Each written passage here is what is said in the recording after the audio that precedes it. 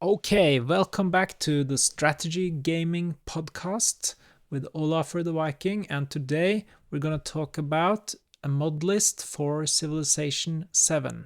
So this is a mod list for Civilization VII from the start of June 2025, and we will see after the update planned tomorrow if it's gonna need to be adjusted. But for today, we're gonna see all the mods, and I'm gonna talk you through it. It's 39 mods that I use at the moment. So the first is Map Tricks, and Map Tricks is a mod that makes the game have better map tooltips, and it just improves a lot of the visual information, and it's easier to see what each tile is yielding, so it's very good.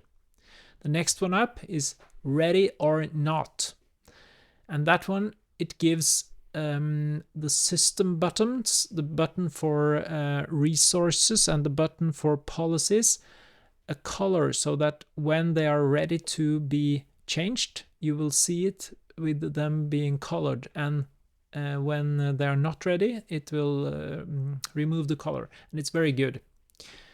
Next one, and that's my favorite mod, and it's WLTK's Detailed Map Tax. And it gives us the map tax.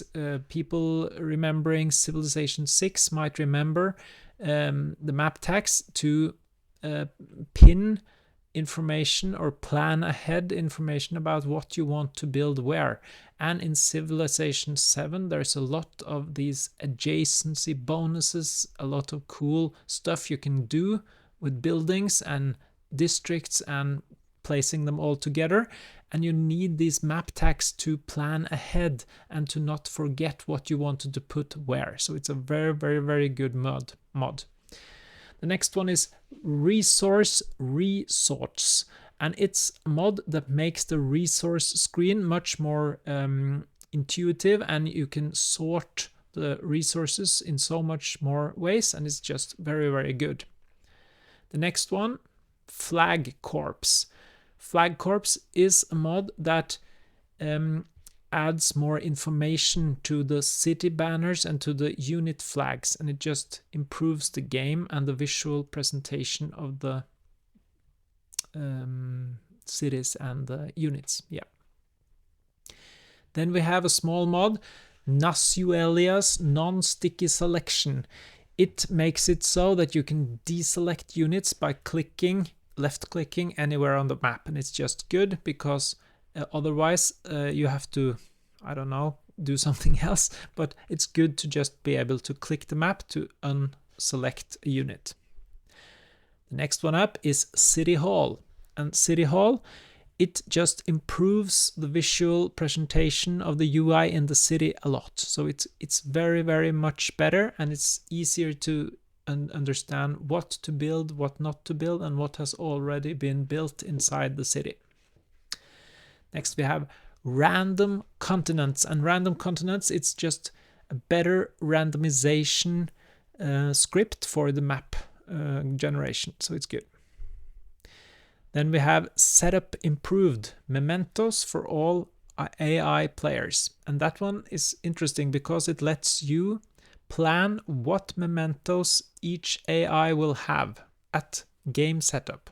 So if you want something special, you can give it to the AI there. So it's just cool. Detailed Tech Civic Progress is a mod that makes you see the detailed cost of the tech or the civic, so you know how much it will cost you to research it, and it's good. Then I have this AI mod. It's called RHQ, Artificially Intelligence AI mod, and it improves the AI quite a bit, so it gets much more competitive and much better at playing the game, and it's a good mod. Yeah.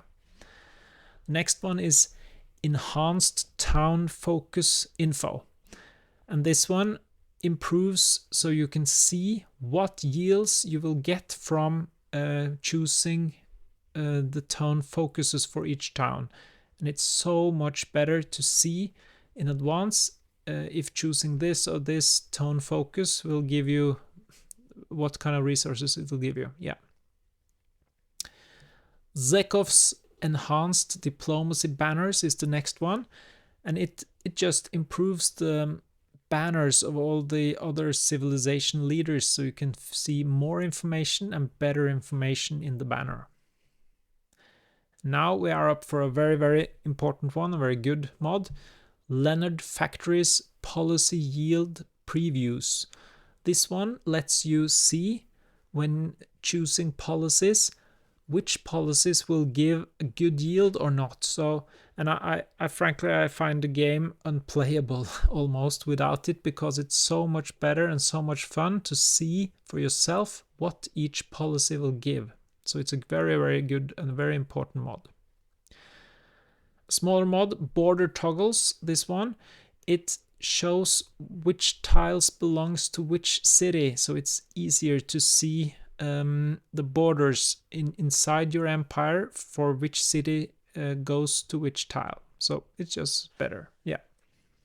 Matifu's Memento Filter. This mod gives you search options and filter options when you are picking mementos, and it's good because there are a lot of mementos and it's good to be able to filter them. The next one is Mantis Maestro's Compact Production Chooser, and it's a small mod making it better inside the city view to see what to produce, because all information about a unit or a building, it's put into less space, so it's more compact, and you can then see more on the page and you have to scroll less, so it's very, very good. Yeah.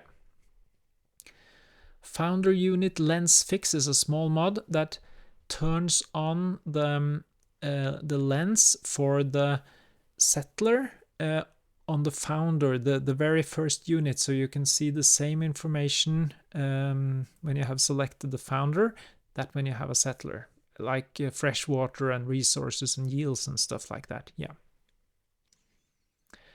TCS Improved Mod Page. This one improves the modding page inside Civilization VII game, so you get much more information about which mods to and how to turn them on and off, and it's just very good. Next one, I usually don't add that much mods that change the gameplay. I like much more to add UI mods and visual and filter and lens mods, but sometimes it's fun to add something that might slightly do something about balance, something about variation, and this one is called Great Library World Wonder, and it adds the Great Library as a world wonder. They say it restores cut content, and I actually like it because I love the Great Library as a building, and I just like it to be able to build it in the game. Yeah. The next mod for me is InAmp Larger Maps TSL Continents++, and it's another of those map generation mods that makes much bigger and much more interesting maps. Sticky Game Settings is the next mod for me, and it's a mod that remembers the previous game settings you had when starting a new game, so you don't have to memorize and do it all the same. If you start a lot of new games, it will remember what you put there last time, and it's very, very good. Next one is Slothot's Global Relations Panel, and it's a very, very good mod that adds a button where you can see all the other leaders and their relations to each other, and it's very much fun to see at a glance who is in war with whom, who is allied to whom, and you can plan your diplomacy game and your strategy better with it, so it's very good. Next one is a small mod, and I'm actually unsure if I want it in there, but I didn't find anything else, so it's the best I could do. It's called auto repair, restore your city instantly. So it auto repairs by using your funds damaged buildings inside your cities. I somehow find that it is too automatic. I would like maybe a reminder, but not auto function, but I couldn't find anything that was that way. So for me, it was better than just the present, where you can have these buildings needed repair in one of your cities, and it's very hard to see it. So yeah, so for me. Organized Civilopedia. This one, it organizes the Civilopedia better, and it adds some options for sorting the Civilopedia, and I just like it. Yeah. Custom Alerts Framework. This is a mod that makes some adjustments to the alerts framework for other mods to use further on. So I don't think this does anything in itself, but I need it for another mod. I don't remember which. I can see.